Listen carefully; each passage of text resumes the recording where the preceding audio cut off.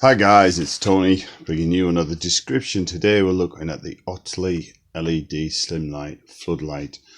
So this is an unboxing we're going to do. I got this from Toolstation. This is the 20-watt version. So it's pre-wired. Alright, so I actually went into Toolstation looking for a 10 watt, but they didn't have any in stock, so this was $10.99.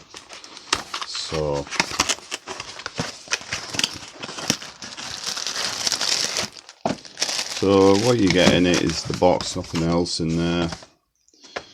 Zinc outdoor. So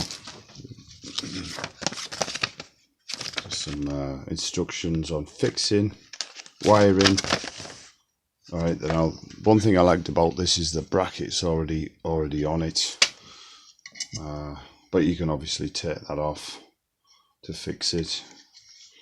That's what it looks like. It's a metal construction and plastic. Got a nice thick cable on it. Standard thing with LEDs really. Alright, so that's it guys, just a quick look at that. Looking at it, it feels very solid. I know you guys are ordering a lot of stuff online now, so it's handy. I generally sort of order online. I also go into places like Toolstation because there's a few screw fix just for odds bits and pieces like this.